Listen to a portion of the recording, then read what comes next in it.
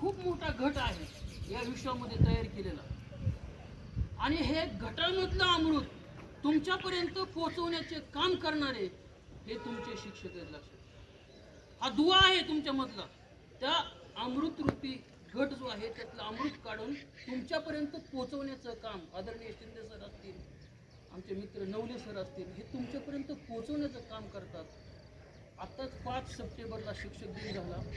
त्यानिमित्त विद्यार्थी मित्रांनो, या शिक्षकांना माझ्या वतीनं शिक्षक दिनाच्या हार्दिक हार्दिक शुभेच्छा.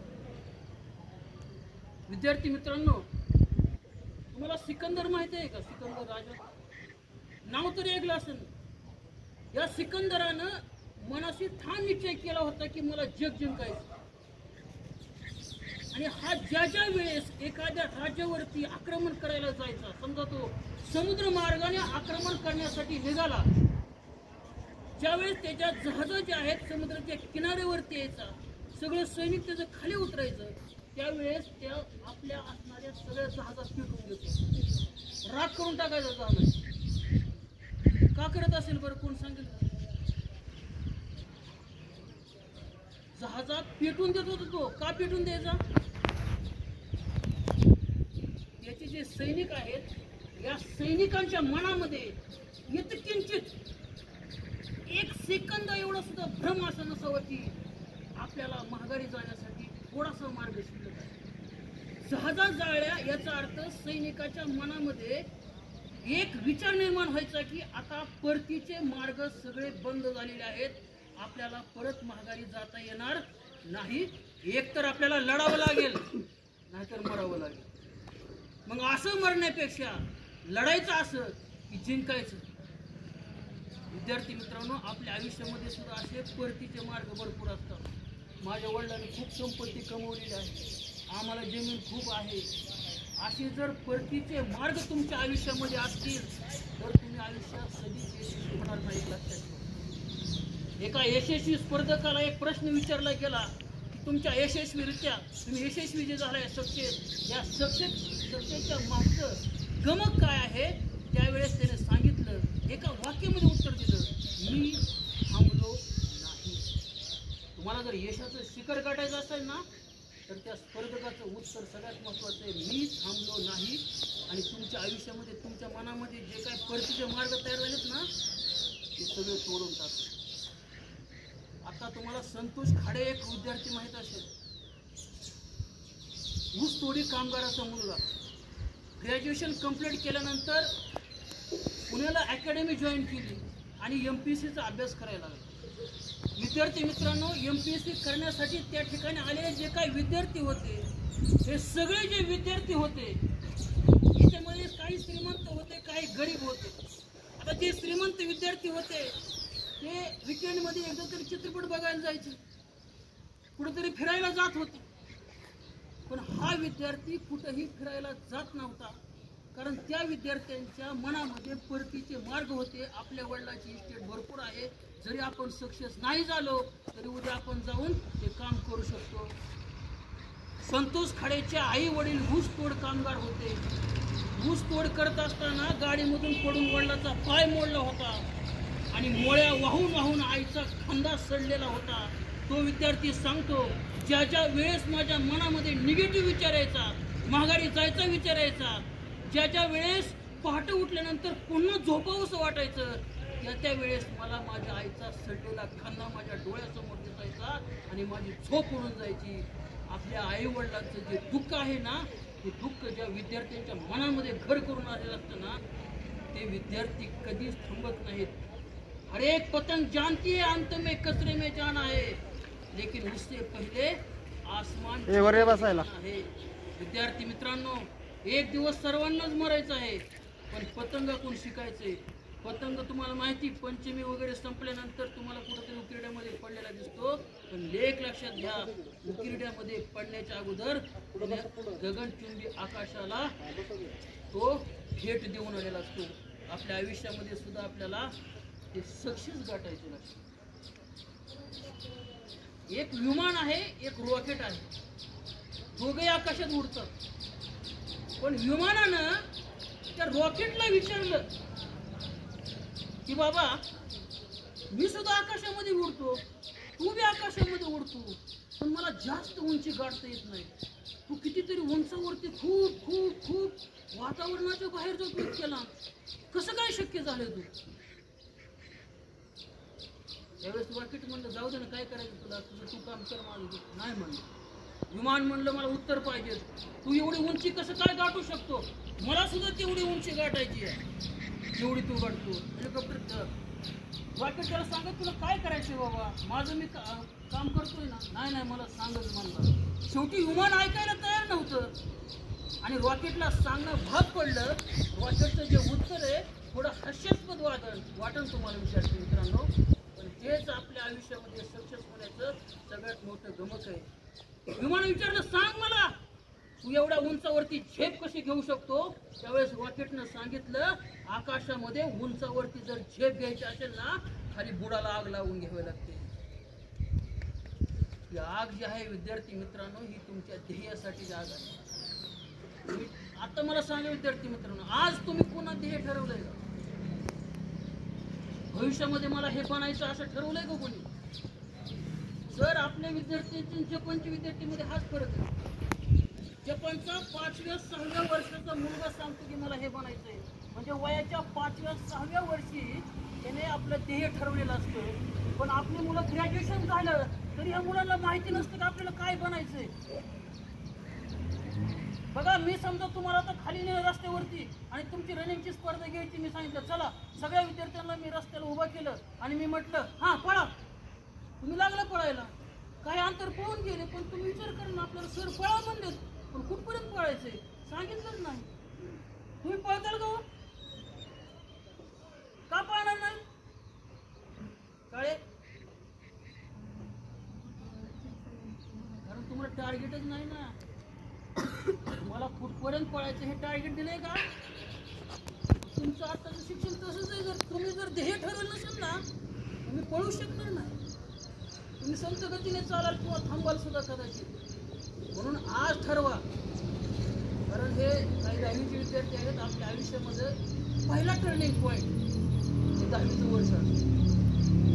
आणि वळणावरती बघा ज्यावेळेस आपण रस्त्याने जातो आणि आपल्याला जर पुढचा मार्ग माहीत नसते ना, 4-5 रस्ते पुढे फुटलेले असतील तर आपण संभ्रमामध्ये पडतो आपण नेमकं कोणत्या रस्त्याने जायचं का? कारण वळणावरती आपल्याला माहीत नसतं की पुढचा रस्ता कोणता आहे, हे आपण ठरवलेलं नसतं. आणि ज्याला माहिती असतं तो थांबत नाही, तो लगेच वळण घेतो आणि निघून जातो. म्हणून ह्या टर्निंग पॉईंटवरती तुम्हाला माहिती असलं पाहिजे की आपल्याला पुढे जाण्यासाठी कोणत्या वळणावर जायचं. 10वी आणि 12वी विद्यार्थी मित्रांनो, जास्त कष्ट आयुष्यात करायची गरज नसते. तुम्हाला जर यशस्वी व्हायचं आहे ना, एक मंत्र मी तुम्हाला देतो आयुष्यामधली, फक्त 5 वर्ष. किती वर्ष?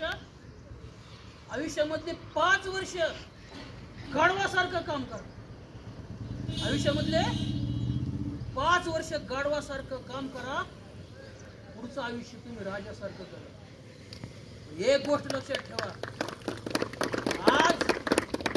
आज जर तुम्ही राजासारखं जगत असाल ना, तर येणाऱ्या काळामध्ये तुम्हाला गाढवासारखं कष्ट करावं लागेल, त्याच्याशिवाय गत्यंतर नाही. विश्वास नांगरे पाटील म्हणतात, शांततेच्या काळामध्ये जर जास्त घाम गळला ना, तर युद्धाच्या काळामध्ये जास्त रक्त सांडावं लागत नाही. विद्यार्थी मित्रांनो, हा तुमचा शांततेचा काळ आहे. या काळामध्ये जर तुम्ही घाम गळला, जास्त कष्ट केलं, चांगला अभ्यास केला, तर विद्यार्थी मित्रांनो येणाऱ्या काळामध्ये तुम्हाला रक्त सांडावं लागणार नाही. म्हणजे तुम्ही सहज कोणताही संघर्ष सहजपणे जिंकून पुढे जाऊ शकता. थॉमस अल्वा एडिसन या विद्यार्थ्याचं नाव माहिती? थॉमस अल्वा एडिसन बघा, हा विद्यार्थी मुख्याध्यापकानं आईला बोलून घेतलं आणि आईकडे एक चिठ्ठी दिली आणि चिठ्ठी आईकडे दिली आणि आई त्या मुलाला घेऊन शाळेच्या बाहेर आली. मुलगा आईला विचारतोय, आई आई काय लिहिलंय ग त्या चिठ्ठीमध्ये? आईने काय सांगितलं? मुला, या चिठ्ठीमध्ये मुख्याध्यापकाने लिहिलंय की तुमचा मुलगा खूप हुशार आहे, त्याच्यासारखा हुशार एकही विद्यार्थी आमच्या शाळेमध्ये नाही, त्याला कोणत्या तरी मोठ्या शाळेमध्ये नेऊन टाका. आणि आई म्हणजे आपली परिस्थिती गरीब आहे, आपण मोठ्या शाळेमध्ये जाऊ शकणार नाही. आणि तू तर खूप हुशार आहे, तुला काय शाळेची गरज आहे, तू घरामध्ये अभ्यास कर. हा विद्यार्थी मित्रांनो बहिरा, ज्याला कानानं कमी ऐकता येत होतं, हा विद्यार्थी घराच्या 4 खोलीमध्ये अभ्यास करायला लागला, संशोधन करायला लागला. या थॉमस अल्वा एडिसन नावाच्या विद्यार्थ्यानं, जो आपण संध्याकाळी अंधार झाल्यानंतर बटन दाबल्यानंतर बल्ब लागतो ना, या बल्बचा शोध लावला. आता एका प्रयत्नामध्ये शोध लागलेला नाही, 9,999 प्रयत्न केले, तो थांबला नाही. 1000वा त्याचा प्रयत्न सक्सेस झाला आणि या जगाला प्रकाशामध्ये आणण्याचं काम एका बहिऱ्या विद्यार्थ्यानं केलं. हा जेव्हा अभ्यास करायचा ना एडिसन, लोक रस्त्याने जायची हसायची आणि त्याला म्हणायची येडाय, म्हणायची येडा. काही लोक म्हणायचे हा येडा नाही, ते आई येडी, येडीचा सण. म्हणजे जे मुलं आयुष्यामध्ये पुढे जाणार असतात ना, त्यांना पाय खेचणारे खूप लोक असतात, पण त्यांच्याकडे दुर्लक्ष करायचे. विद्यार्थी मित्रांनो, आई वारली, हा विद्यार्थी मोठा झाला. विद्यार्थी मित्रांनो, वयाच्या 67व्या वर्षामध्ये त्याने बल्बचा शोध हे एक पेटंट होतं, असे 56 पेटंट त्याने निर्माण केले. किती? या जगाला 56 शोध या बहिऱ्या विद्यार्थ्यांनी लावून दिले. वयाच्या 67व्या वर्षी एक फोन आला त्याला आणि त्याला सांगितलं की तुमच्या कंपनीला आग लागलेली आहे. आजपर्यंत केलेले सारे जे संशोधन होतं त्याला आग लागली होती, आगीचा डोंब उठलेला होता, सगळं त्याचं संशोधन केंद्र जळत होतं. तो आपल्या बिल्डिंगच्या गॅलरीमध्ये आला आणि ती आग बघायला लागला. सगळी बिल्डिंग डोळ्यानं समोर जळत होती. आजपर्यंत आयुष्यभर केलेलं कष्ट समोर जळत होतं. मुलगा धावत आला आणि म्हणाला, पप्पा पप्पा, आपली जे संशोधन केंद्र आहे, तुम्ही आजपर्यंत शोध लागले, सगळे जळून खाक झाले. 67व्या वर्षी थॉमस अल्वा एडिसन आपल्या मुलाला संदेश देतात, मुला जळून राग झालं, उद्या नव्याने सुरुवात करू. वयाच्या किती वर्षी? 67व्या वर्षी. आपलं घर जर कोणी पाडलं तर आपण किती रडायला होतो. आपण मोठा बंगला बांधला आणि रात्री जर कोणी पाडून गेलं तर, पाऊस आल्यावर, वारा आल्यावर चिमणीचं घरट किती वेळा पडतो. आपण काय करतो, सरकारकडे म्हणतो आम्हाला मदत करा, आमचं घर पडलंय, म्हणतो की नाही? चिमणी कोणाकडे मदत मागते? अहो, तिने एक एक काळे आणून ते घर विणलेलं असते, ती कोणाला मदत मागते का? नाही. तिचा चिमणा म्हणतो आता आपलं घर पडलं, काय करायचं? चिमणी म्हणते काळजी करू नको, उद्या परत नवीन घर बांध. अरे एवढ्याशा चिमणीमध्ये जर एवढी हिंमत असेल, एवढा उत्साह असेल, तर आपलं काय? तुमच्यामध्ये असणारी ताकद, कॉन्शियस माइंड, सबकॉन्शियस माइंड, दोन्ही प्रकारची ताकद तुम्ही देहासाठी खर्च करा. विद्यार्थी मित्रांनो, आयुष्य एकदाच मिळतं आणि या मिळालेल्या आयुष्यामध्ये जर आपण काही करून दाखवलं नाही तर आपलं नाव कुठंच दिलं जात नाही. आपलं नाव जर कुठंतरी कुणाच्या मनामध्ये जर लिहून ठेवायचं असेल तर आपल्याला आयुष्यामध्ये काहीतरी बनावं लागतं. एका घराला आग लागली होती, आग, शेजारी तळ होतं, हजारो लोक त्या ठिकाणी होते, पण त्यातले 10-5 लोकच बादली घेऊन जायचे आणि त्या बिल्डिंग वरती पाणी टाकायचे. आता आग खूप मोठी लागलेली होती, आग काय विझत नव्हती. पुन्हा मी चिमणीचं उदाहरण सांगतो. चिमणीनं ती आग बघितली आणि चिमणी त्या तळ्यावर गेली आणि आपल्या चोचीत पाणी भरलं, आपल्या पंखात पाणी भरलं आणि आली आणि ते बिल्डिंगवर लागलेल्या आगीवर पाणी टाकायचं. परत तळ्यावरती जायची, चोचीमध्ये पाणी भरायची, पंखामध्ये पाणी भरायची, परत त्या आगीवरती टाकायची. दिवसभर तिने काम केलं. तळ्यावर जायचं, चोचीत पाणी भरायचं, पंखामध्ये पाणी भरायचं, आगीवरती टाकायचं. संध्याकाळी थकली बागली एका झाडावरती येऊन बसली आणि त्याच वेळेस त्या झाडाच्या वरच्या फांदीवरती एक कावळा बसलेला होता. समाजामध्ये असे लोक असतात आणि अशा लोकांशिवाय प्रगती सुरू होती. कावळ्यासाठी तो कावळा म्हणला, विजली वाढता आग.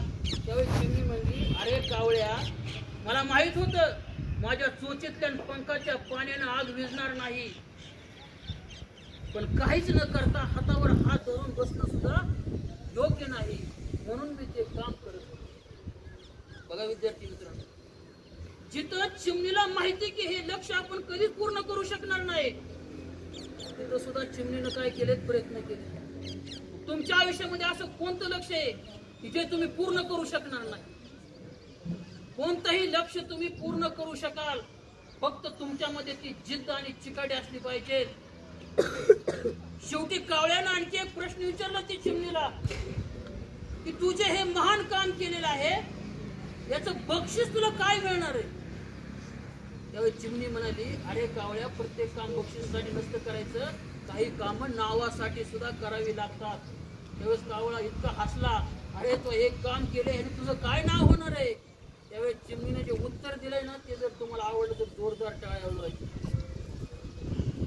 कावळा म्हणाला की तू हे जे काम केलं आग विझवण्याचं आणि तुझं काय नाव होणार आहे? त्यावेळेस चिमणी म्हणाली, ज्या वेळेस या आगीचा इतिहास लिहिला जाईल, ज्या वेळेस या आगीचा इतिहास लिहिला जाईल, त्यावेळेस माझं नाव आग लावणाऱ्यामध्ये नाही, आग विझवणाऱ्यामध्ये लिहिलं जाईल.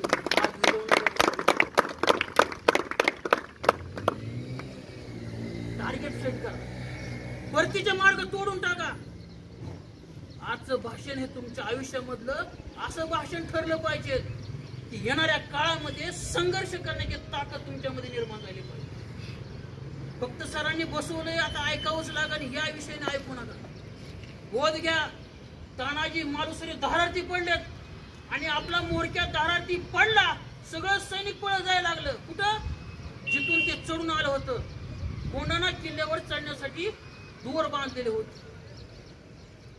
परत दोरावरून खाली उतरण्यासाठी सगळं सैनिक माघारी पळायला लागलं. त्यावेळेस तानाजीचा भाऊ सूर्याजी पळत पुढे गेला आणि त्याने सगळे दोर तोडून टाकले आणि आपल्या सैन्याला सांगितलं, लढून मारा, नाही तर हातामध्ये बांगड्या बांधा.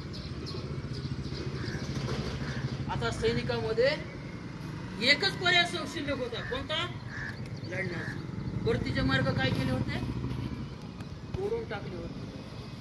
अजून सांगतो मी, आपल्या वडिलांची जमीन असेल, संपत्ती असेल, ते असू द्या, ते परतीचे मार्ग त्याचा कधीच आयुष्यामध्ये विचार करायचा नाही. माझं आयुष्य मला मिळालंय, मी माझं स्वतःचं नाव माझं निर्माण करणार, यासाठी शिक्षण घ्यायचंय. लक्षात घ्या विद्यार्थी. डॉक्टर बाबासाहेब आंबेडकर आपल्या आईला म्हणतात, आई मला शाळेमध्ये जायचंय. त्यावेळेस भीमाई माता डॉक्टर बाबासाहेब आंबेडकरांना सांगतात, मुला तू शाळेत जाणार आहे, पण प्रस्थापित व्यवस्था तुला शिकू देणार नाही, तुला खूप संघर्ष करावा लागेल आणि तुला राग येऊ देऊ चालणार नाही. जर तू राग आला आणि संघर्ष करत बसला तर तू आयुष्यामध्ये कधीच शिक्षण घेऊ शकणार नाही. त्यावेळेस डॉक्टर बाबासाहेब आंबेडकर लहान होते, ते म्हटले, कितीही कष्ट सहन करावे लागले तरी मी सहन करेन, पण आई मला शिक्षण द्यायचं. या देशाचं संविधान लिहिणाऱ्या बाबासाहेब आंबेडकरांना शाळेमध्ये काय वागणूक मिळाली विद्यार्थी मित्रांनो? सर्व विद्यार्थ्यांच्या पाठीमागे बसायचं. अरे शिक्षक सुद्धा ते वही बघायला सुद्धा जात नव्हते. शिक्षा करायची म्हटलं ते अस्पृश्य मुलांना खडे ठेवलेले असे टेबलवरती आणि ते खडे लांबणं फेकून आणायचे, जवळ जाऊन हाताने सुद्धा मारत नव्हते. दुपारच्या वेळेस जेवण करायचं असेल तर सगळे विद्यार्थी इकडे जेवायला बसायचे, बाबासाहेब आंबेडकर पलीकडे भिंतीकडे तोंड करून एकटी जेवत बसायची. ही मुलं त्यांना घेत नव्हती. आणि जेवण केल्यानंतर तहान लागली, उसकी लागली तरी माठाला हात लावता येत नव्हता. ज्यावेळेस शिपाई येईल आणि शिपाई ज्यावेळेस त्यातलं पाणी काढून हातावरती होते त्यावेळेस त्यांना पाणी प्यावं लागायचं. डॉक्टर बाबासाहेब आंबेडकर लिहितात, माझी आत्मकथा या पुस्तकामध्ये, जर एखाद्या दिवशी सर पिऊन शाळेमध्ये आला नाही तर बाबासाहेब आंबेडकर त्यांनी वाक्य दिलेलं आहे, नो पिऊन नो वॉटर. पूर्ण दिवस पाण्याचा थेंब सुद्धा त्यांना प्यायला मिळत नव्हता. पण शिक्षणाची कास त्यांनी सोडली नाही. जे डॉक्टर बाबासाहेब आंबेडकर फक्त भारतातच नाही, अमेरिका, इंग्लंड, फ्रान्स अशा मोठमोठ्या विद्यापीठामध्ये जाऊन त्यांनी शिक्षण घेतलं.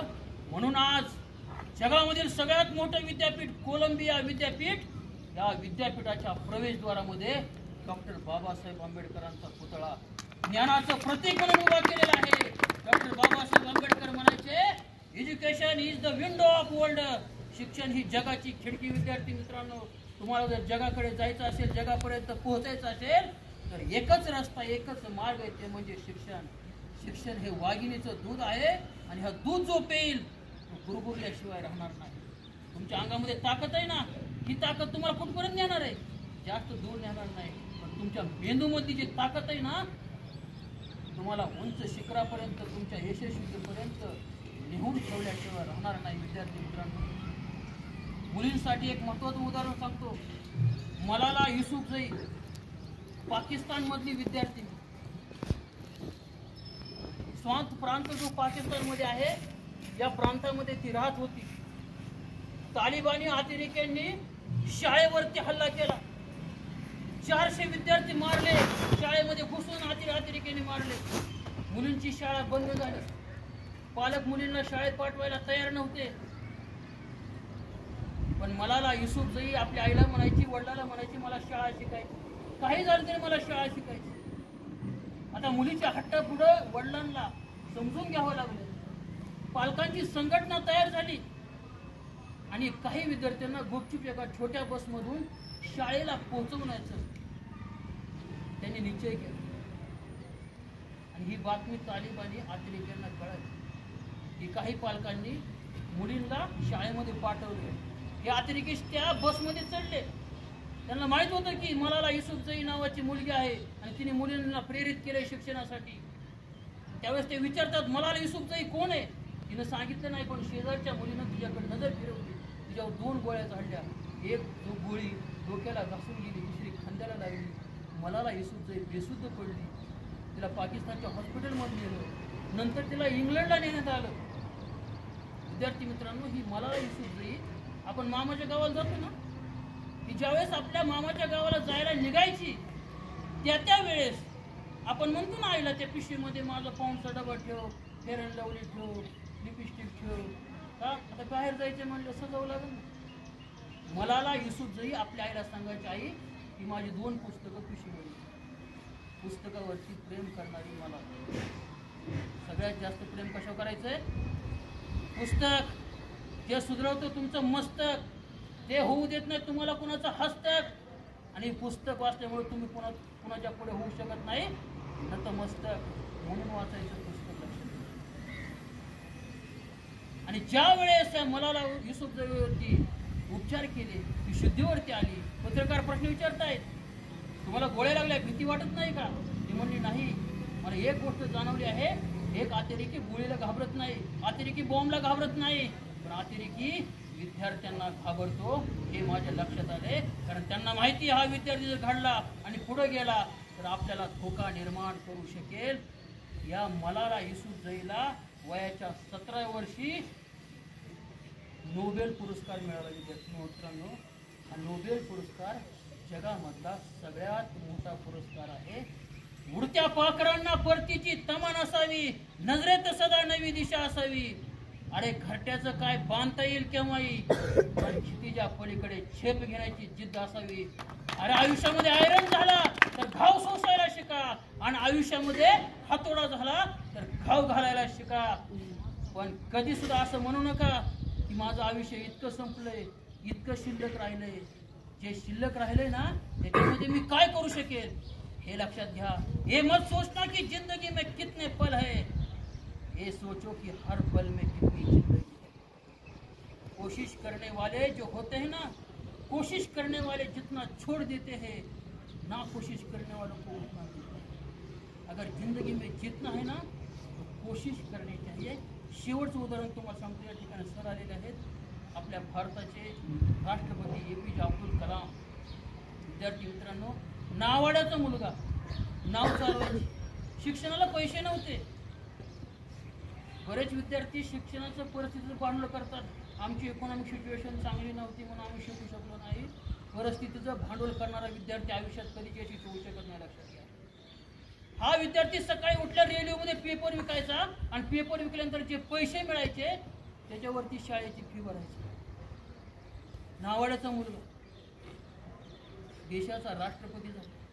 आज पृथ्वी, अग्नी, त्रिशूळ ही क्षेपणास्त्र त्यांनी विद्यार्थी तयार. मित्रांनो, तयार अपयश हे आयुष्यामध्ये येत असतं. अपयश APJ अब्दुल कलामच्या आयुष्यामध्ये सुद्धा आलं. त्यांना पायलट व्हायचं होतं विमानाचं, विमान चालवत ना पायलट, ते पायलट बनायचं होतं. आणि फक्त जाण्यापुरते पैसे आपल्या बहिणीकडून मिळाले. महागाडी यायचे तिकीट सुद्धा पैसे त्यांचे. 12 विद्यार्थी सिलेक्ट करायचे होते, त्यांचा 13वा नंबर आला. आयुष्यामध्ये सगळं स्वप्न धुळीस मिळालं. आता मी काय करू शकणार नाही. APJ अब्दुल कलामच्या आयुष्यामध्ये सुद्धा आत्महत्या करण्याचा पहिला प्रसंग त्यावेळेस निर्माण झाला होता. एका जंगलामध्ये आत्महत्या करण्यासाठी गेले. अग्निपंख वाचा त्यांचं आत्मचरित्र केलेलं. त्यावेळेस एक साधू त्यांना भेटला. त्यांनी त्याची परिस्थिती ओळखली की हा मुलाचा विचार चांगला दिसत नाही. ते त्याला आपल्या कुटीमध्ये घेऊन आले. त्याला विचारलं, बाबा तू कुठे चालला होता? त्यावेळेस त्याने सांगितलं APJ अब्दुल कलामांनी की मला आत्महत्या करायची, कारण माझ्या आयुष्यामध्ये जे ध्येय मी ठरलं होतं ते ध्येय मला मिळू शकलं नाही. त्यावेळेस त्याला रात्रभर त्याला झोपवलं, जेवायला दिलं आणि सकाळी जाताना एवढा मोठा गुरुमंत्र त्यांनी दिला. ते काय सांगतात? ज्यार्थी बाळा, ज्यार्थी तुला हे यश मिळू शकलं नाही, ऊपर वाले ने तेरे लिए कुछ बड़ा सोच के रखा है.